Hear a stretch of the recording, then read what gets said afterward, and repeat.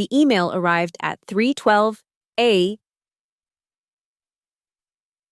Pension adjustment due to market conditions. 20 years of my life compressed into 3 bloodless lines.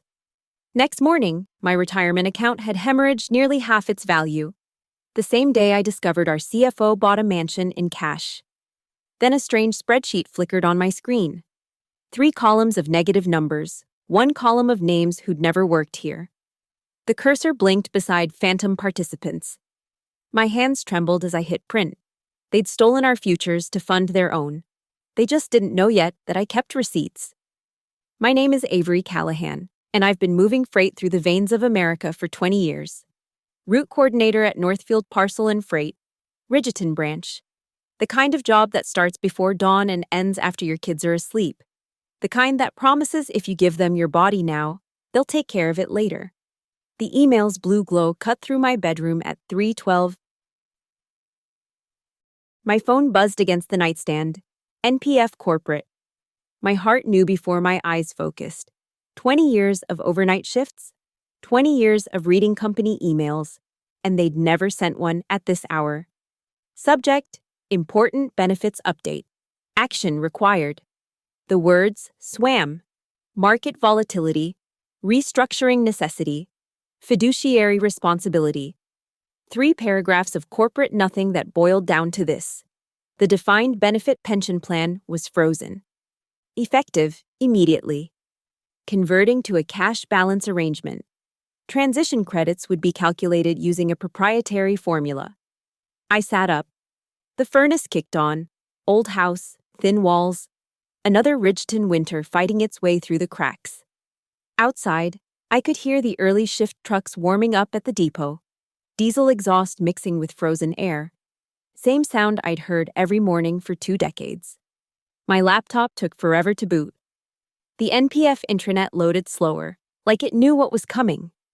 There it was, CEO Victor Lansing's face, practiced smile under the banner, Securing NPF's Future Together. The video auto-played. His Patek Philippe caught the light as he gestured through platitudes about competitive landscapes and shareholder value. This transition ensures NPF remains strong for generations, he said. Behind him, through floor-to-ceiling windows, you could see downtown Brackenport's skyline, the headquarters they'd built 5 years ago. Glass and steel rising over a town of loading docks and lunch pails. I pulled up my pension statement. The numbers didn't make sense. 20 years of contributions, mine and theirs, reduced to something called a opening cash balance. It was less than half what my defined benefit would have paid. The formula was incomprehensible, hidden behind terms like wear-away period and conversion factor adjustment. The break room filled with the same confusion 12 hours later. Lenora Pike, who'd run the warehouse floor since before I started, held her phone like it might bite her. Says here my 32 years gets me the same as someone hired 5 years ago. Brett Halden, our COO, appeared in the doorway. Crisp shirt, no tie. His attempt at being relatable. I know there are questions. HR has prepared a comprehensive FAQ. FAQ my ass, Lenora muttered. The company is evolving.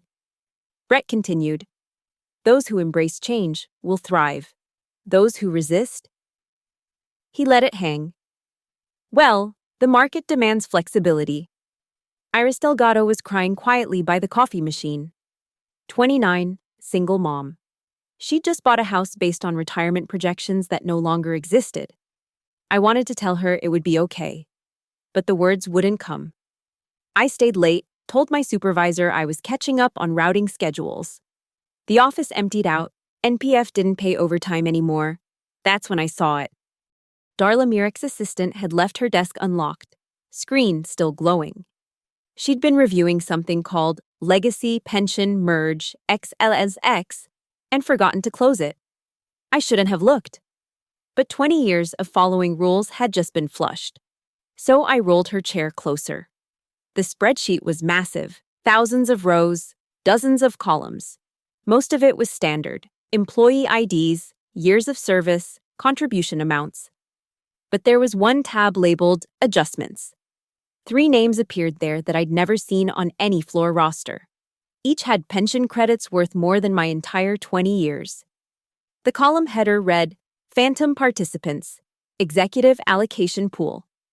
My phone camera clicked before I could think. Screenshot after screenshot.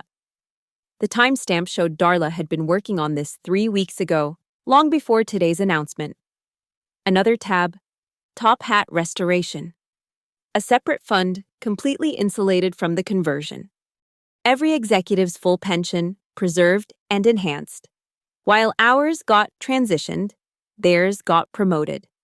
Footsteps in the hallway. I killed the screen, grabbed my jacket, moved. Security guard nodded as I badged out. Just another lifer heading home to process the death of a promise. He didn't know about the photos burning in my phone, didn't know that Avery Callahan, good soldier for 2 decades, had just decided to go to war. The parking lot stretched black and frozen. Somewhere in Brackenport, Victor Lansing was probably sleeping soundly in his lakefront estate. Darla Mirek was likely reviewing her portfolio, calculating how many more employee pensions she could convert into executive bonuses. They thought we'd take it quietly, thought we'd swallow the FAQ and keep loading trucks. They forgot that route coordinators know how to track things, how to follow shipments from origin to destination, how to find what's been lost or stolen. The numbers lived in my head now. $3,847 monthly under the old plan, $1,623 under the new one. The difference multiplied by every month I'd lived past 65, 20 years compressed into a spreadsheet cell. I'd started at NPF when I was 18. Fresh out of high school, my father's steel mill had just closed, and Ridgeton was bleeding jobs. NPF was hiring, good benefits, they said. Pension like the old union jobs. Give us your back, your knees, your sleep schedule. We'll make it worth it. Winter of 2005, I worked 36 hours straight during the blizzard. Trucks jackknifed on I-80, inventory piling up, drivers stranded.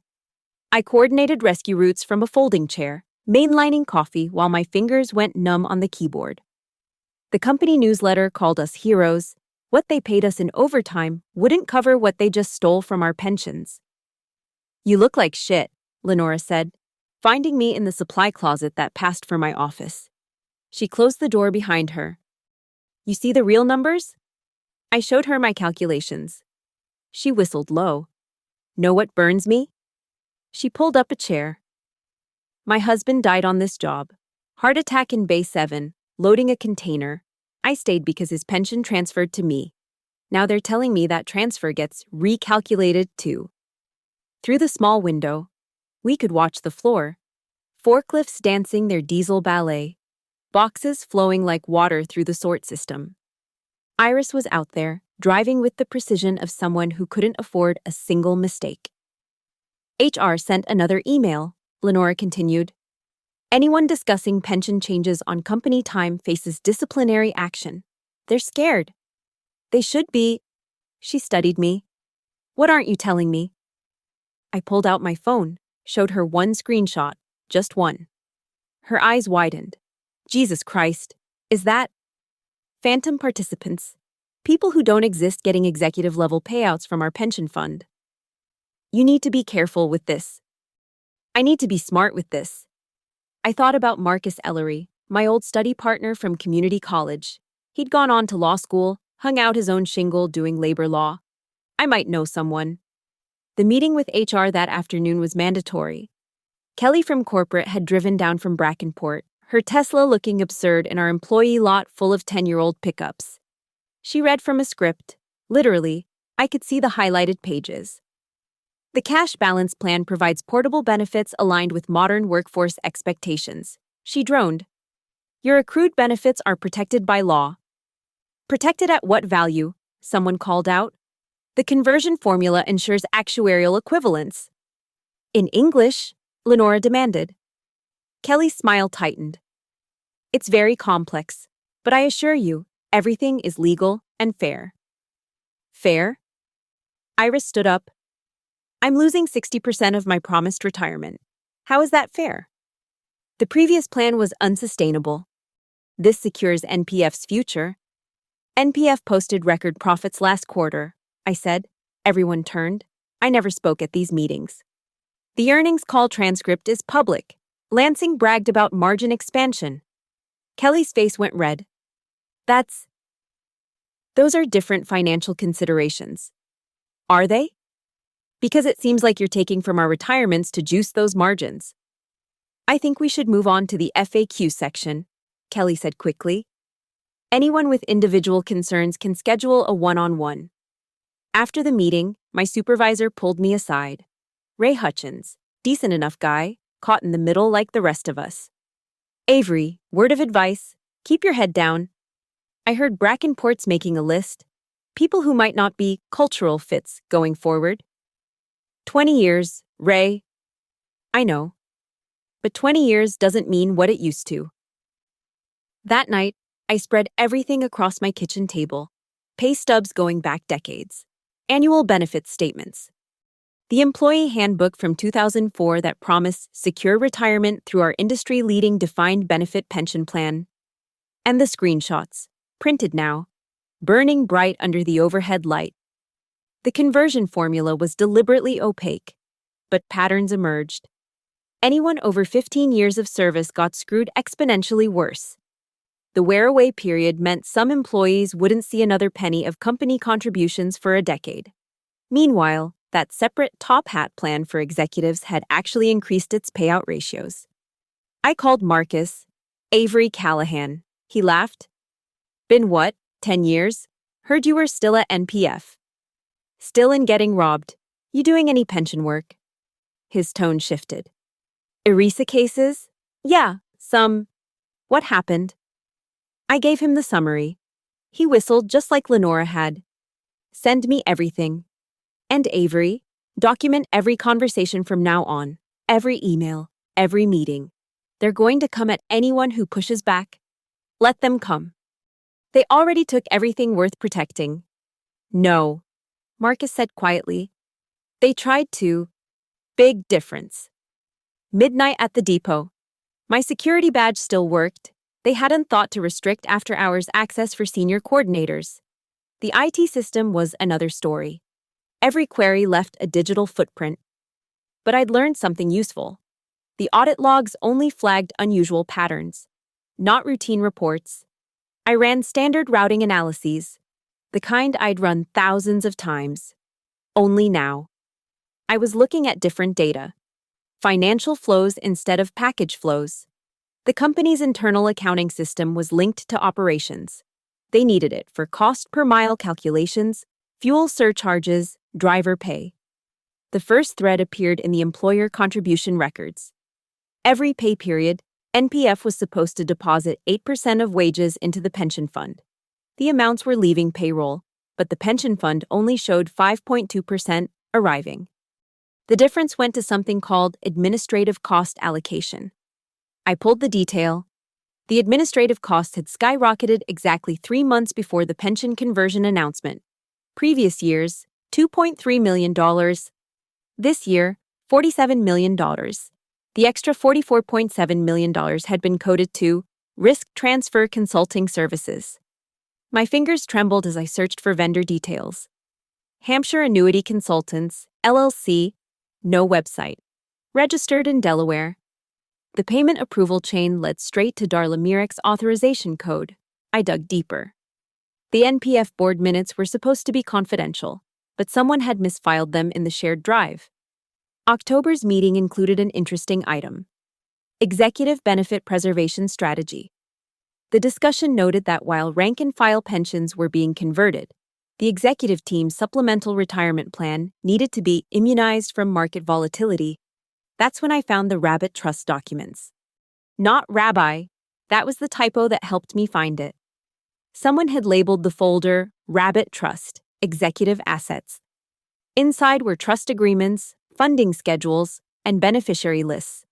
The trust was held at Brackenport First National. Victor Lansing's golf buddy ran that bank. The phantom participants were there in black and white.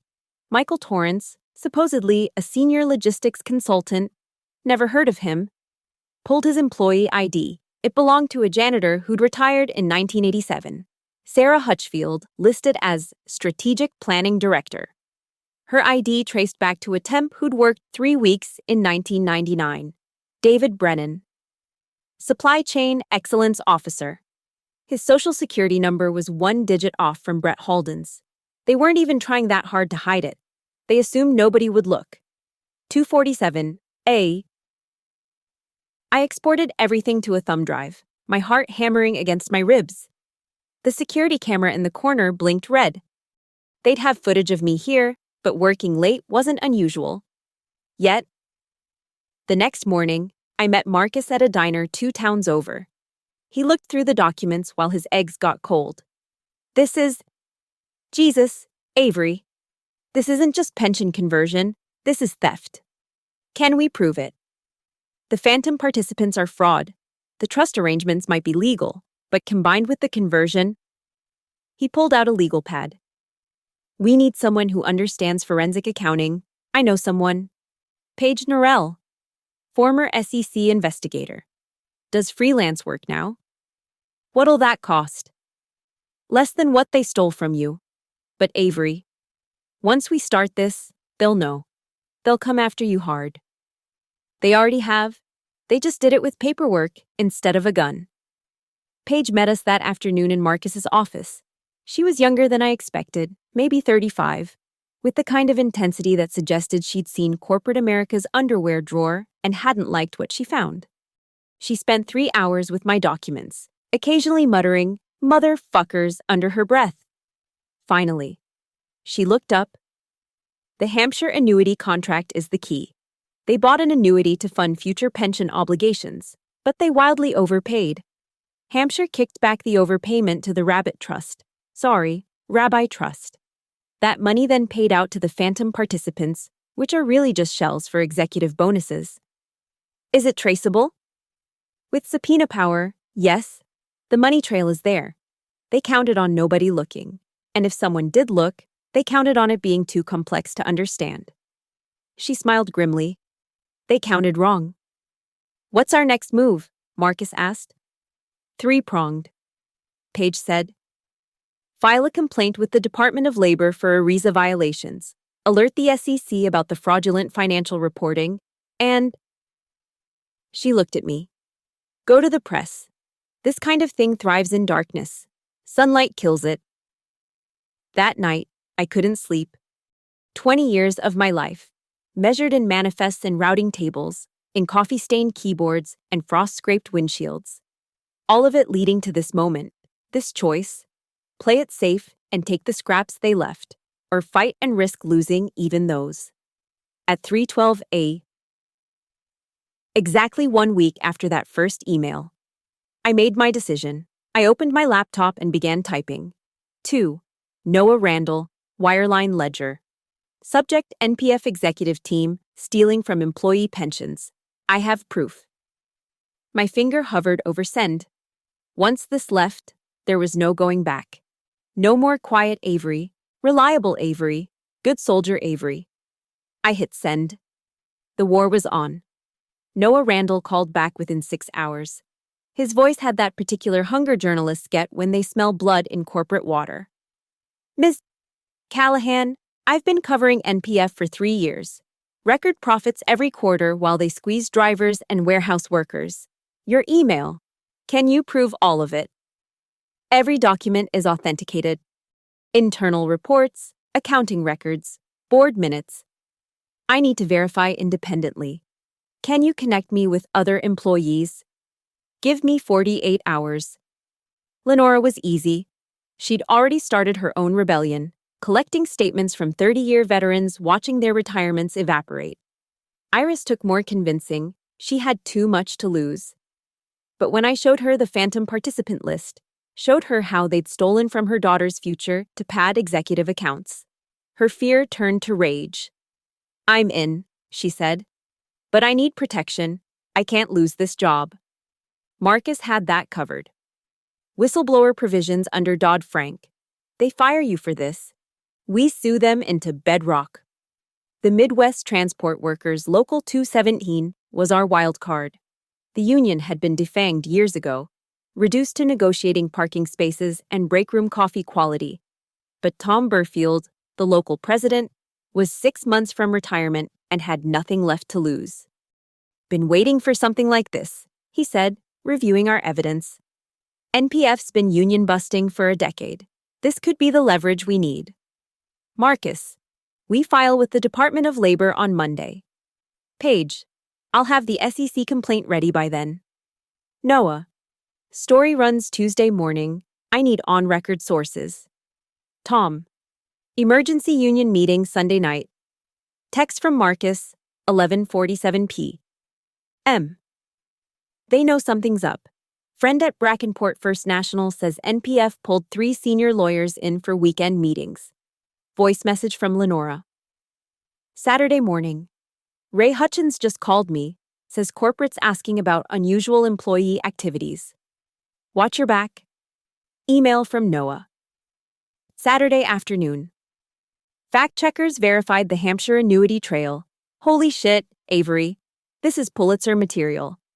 One question, why didn't employees notice the phantom participants before? I replied, because we were too busy working, too tired to question, too scared to look. That was the plan. Sunday night, the union hall hadn't been this full in 15 years.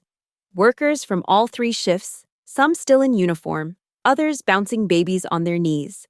The fear in that room was thick enough to taste. Tom called order. "You've all heard rumors about the pension conversion. Tonight, you're going to hear the truth." I stood up. My legs felt like water. 20 years of keeping my head down, and now 200 faces were looking at me. I walked them through it, the screenshots, the phantom participants, the Rabbi Trust, the Hampshire annuity scheme, every stolen dollar, every executive bonus funded by our futures. The room was silent except for the fluorescent buzz overhead. "How much?" someone called out. "Total." "How much did they steal?" Paige stood. $847 million over 5 years. That's just what we can document. The explosion of voices could probably be heard in Brackenport. Iris grabbed the mic. "My daughter's 11. I've been telling her if she works hard, plays by the rules, she'll be okay." What do I tell her now? That the rules are for suckers? That rich people can steal with spreadsheets? Old Danny Kowalski, who'd driven for NPF since the Carter administration, stood up slowly. "I gave this company 43 years. 43 years of birthdays missed, anniversaries on the road, watching my kids grow up through phone calls. For what? So some executive could buy another yacht with my pension money?" Tom raised his hand for quiet. "We vote tonight. Do we support the formal complaints being filed? Do we stand with Avery and the others going public?" The vote was unanimous. Monday morning, 6 a. My phone exploded. Text from Ray. "Corporate security is in your office. Don't come in." Email from HR. "Ms. Callahan, your building access has been suspended pending investigation of potential security violations.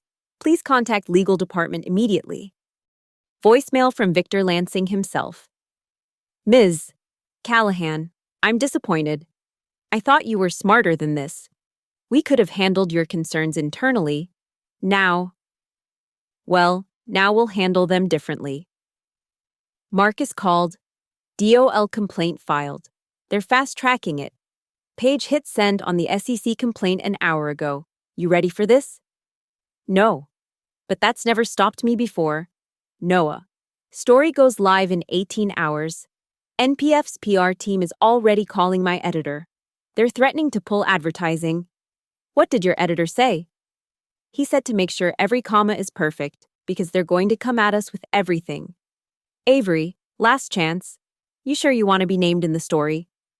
I thought about 20 years of 3/8 shifts, 20 years of promises, 20 years of being the good soldier. Put my name in 72-point font if you want. They started this war. I'm going to finish it. Paige texted. Brackenport First National just froze the Rabbit Trust.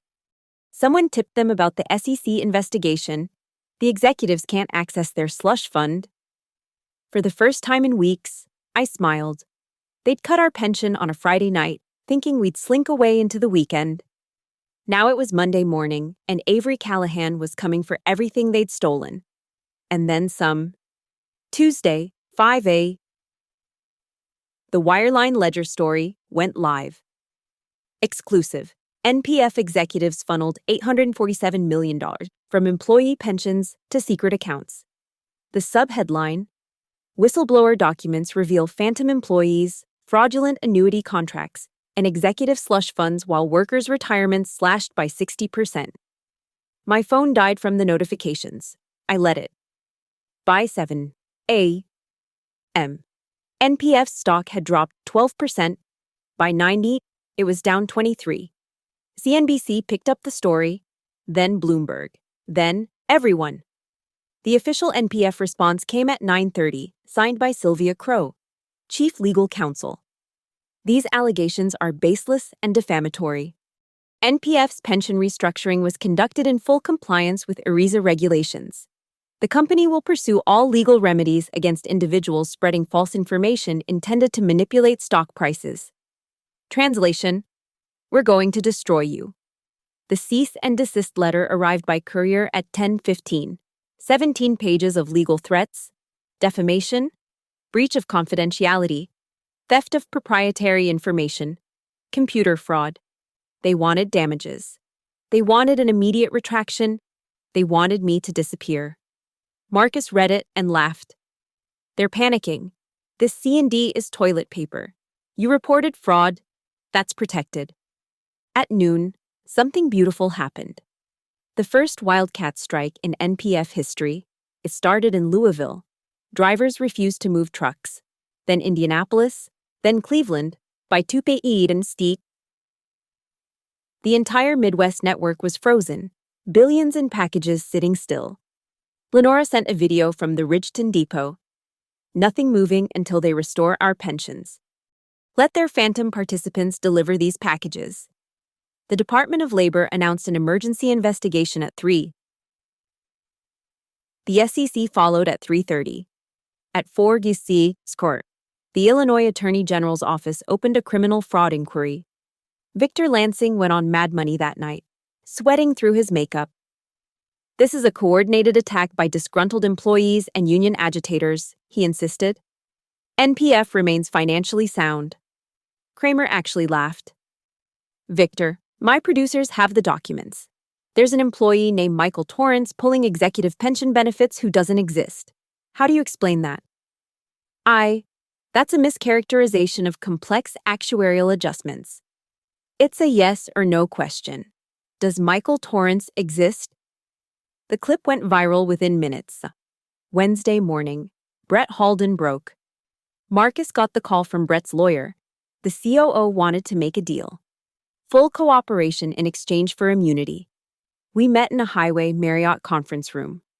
Brett looked like he'd aged 5 years in 2 days. His hands shook as he signed the affidavit. It was Lansing's idea originally, he said. But Darla made it work. The phantom participants, the annuity kickbacks, she said it was just optimizing idle capital. You knew it was theft, I said. I knew it was wrong, but they promised. They said if I went along, my kids' college funds would be secure. Private equity was circling, looking to buy NPF. The executives would cash out. And the pension obligations would disappear in bankruptcy. Private equity? Paige's eyes sharpened. Which firm? Arclight Ridge Partners. They're still planning to buy. The pension raid was to clean up the balance sheet. Marcus was already typing. That's conspiracy to commit fraud, RICO territory. Thursday. The dam burst completely. 3 more NPF executives flipped. The head of HR admitted to shredding documents. The assistant controller confessed to creating the phantom employees' false documentation, each one trying to sell out the others for a better deal. The union strike had spread nationwide. NPF's entire network was paralyzed. Their stock price had lost 60% of its value. The board called an emergency meeting. Noah Randall called. My editor wants to nominate this for a Pulitzer. You've changed how people think about white-collar crime. I just wanted my pension back. You're getting more than that. The FBI just raided NPF headquarters. Friday morning, I sat in my car outside the Ridgeton Depot, watching agents carry boxes out of the building. 20 years of my life in that place. Every loading bay, every break room corner, every flickering fluorescent light held a memory. Sylvia Crowe was escorted out in handcuffs at 11 seats A. Her perfect legal armor hadn't protected her from charges of obstruction and conspiracy. Darla Mirek was arrested at Brackenport First National, trying to withdraw $2.3 million in cash. Victor Lansing was picked up at the private airport, his Gulfstream fueled and flight plan filed for the Caymans. Text from Iris. Local news is here. Employees are celebrating in the parking lot. Danny Kowalski is crying. Email from Marcus. DOL just ordered full pension restoration plus penalties. You did it. Voicemail from Mom. Saw you on the news. Honey, Dad would be proud. But it wasn't over. Not yet. The criminal trial was coming, and I'd be in that courtroom every single day, making sure they faced what they'd done. Making sure everyone understood that stealing with spreadsheets was still stealing. The war wasn't won yet.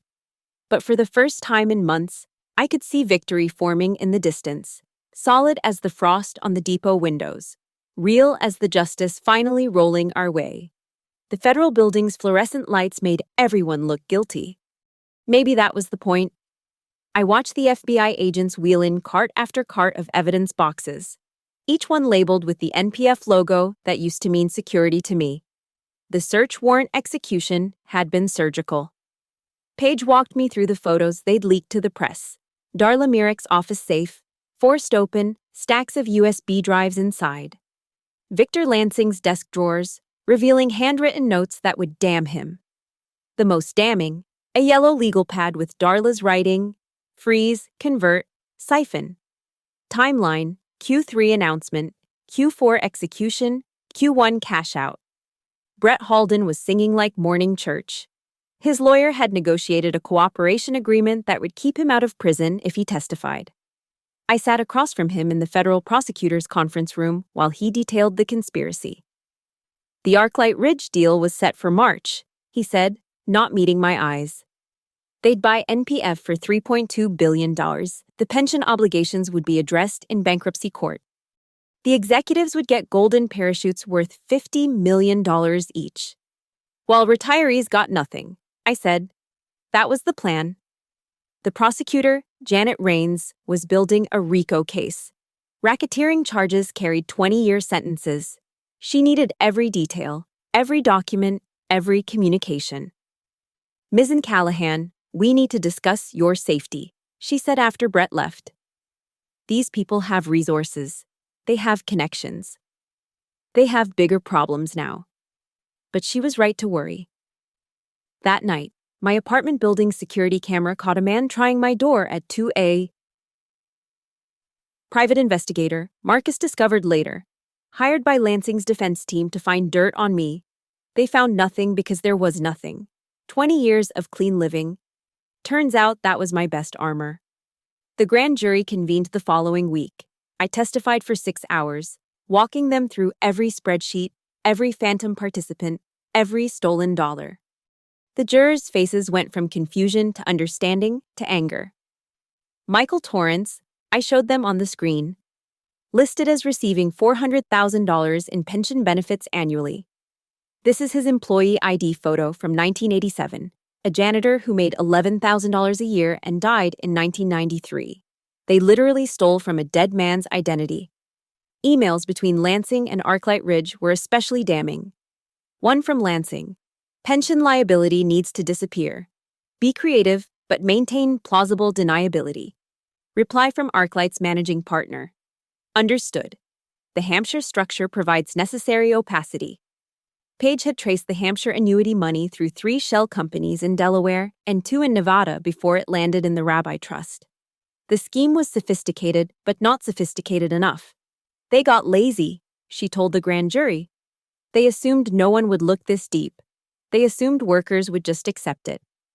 Sylvia Crowe's legal defense was that she'd only provided advice, not participated in fraud, but we had her emails too. One to Darla. Delete after reading. The phantom participants need better documentation. Current setup too exposed if audited.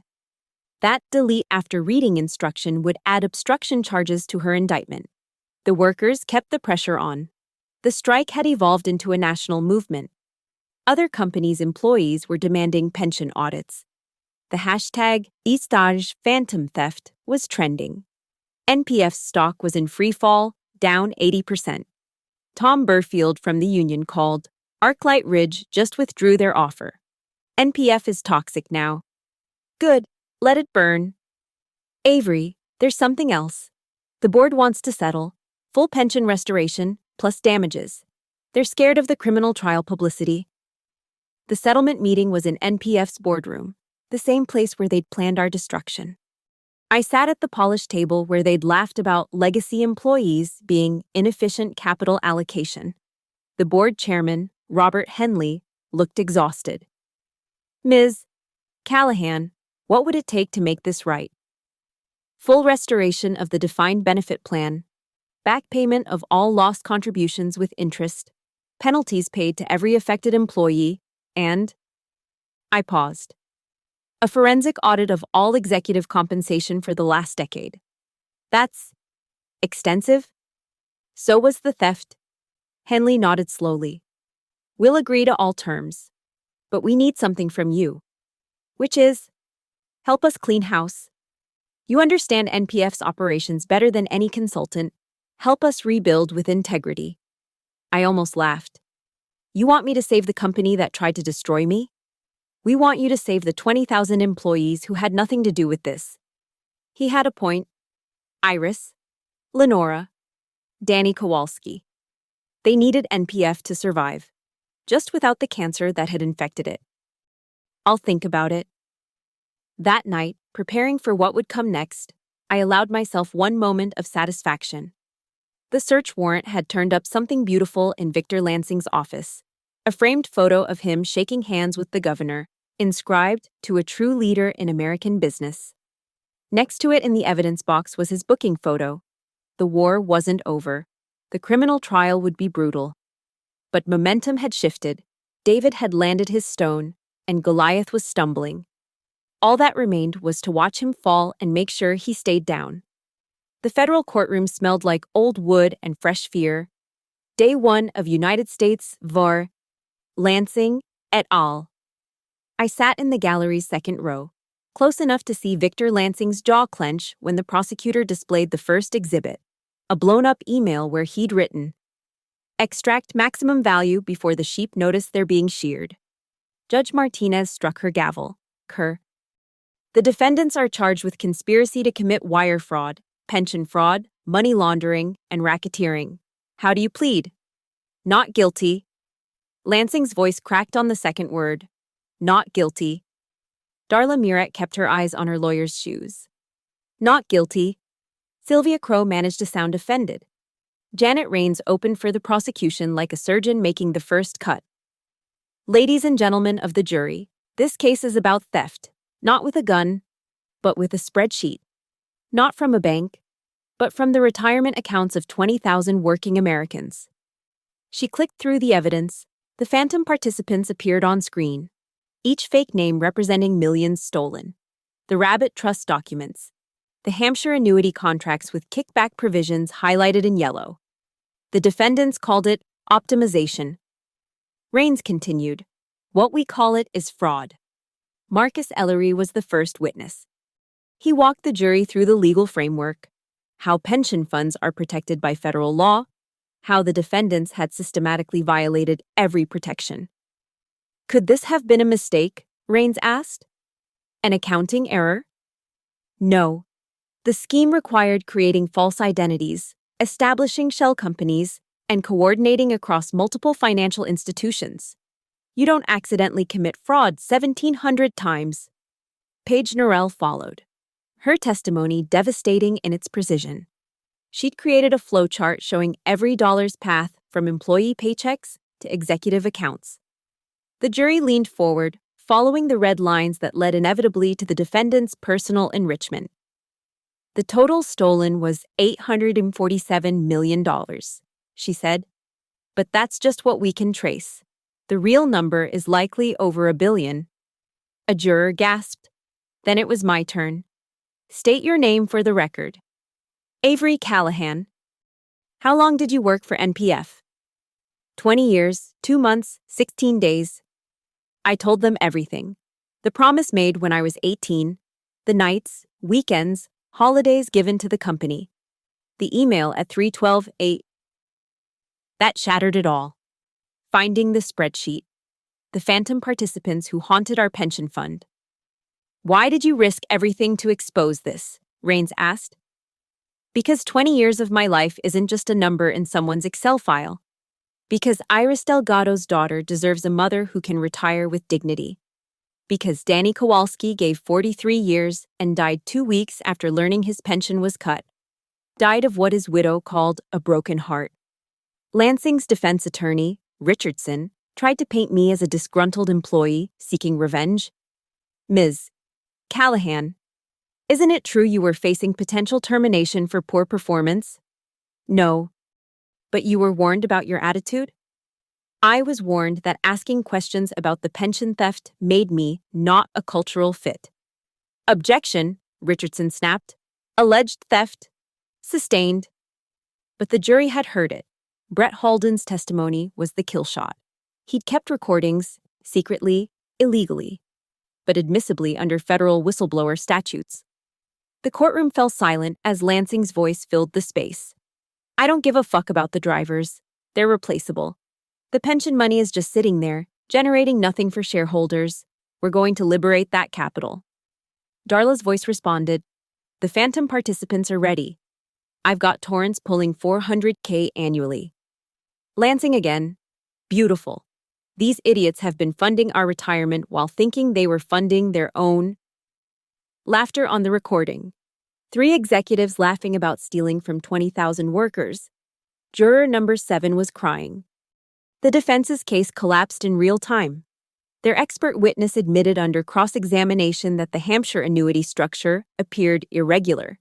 Their character witnesses couldn't explain the phantom participants. Sylvia Crow took the fifth 17 times. Then Darla broke. Right there on the stand, she shattered like safety glass. It wasn't supposed to go this far, she sobbed. Victor said it was just creative accounting. He said everyone did it. He said the workers would never understand the complexity anyway. Did you know it was illegal? Rains pressed. Yes. Did you do it anyway? Yes. Why? Because Victor promised me $8 million. Lansing lurched to his feet. You lying bitch. Judge Martinez's gavel cracked like a gunshot. Mr. Lansing, you will control yourself or be removed. But the damage was done. The jury had seen his true face. Closing arguments were formalities. Rains showed the jury photos of NPF workers. Real faces, real families, real retirements destroyed. Richardson tried to argue complexity, confusion, misunderstanding. But you can't confuse your way into creating 3 fake employees and paying them executive salaries. The jury deliberated for 6 hours. We waited in the hallway. Lenora holding my hand, Iris pacing.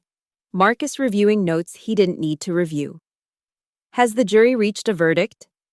We have, Your Honor. On the count of conspiracy to commit wire fraud. How do you find? Guilty. The word echoed 16 more times. Guilty of pension fraud. Guilty of money laundering. Guilty of racketeering.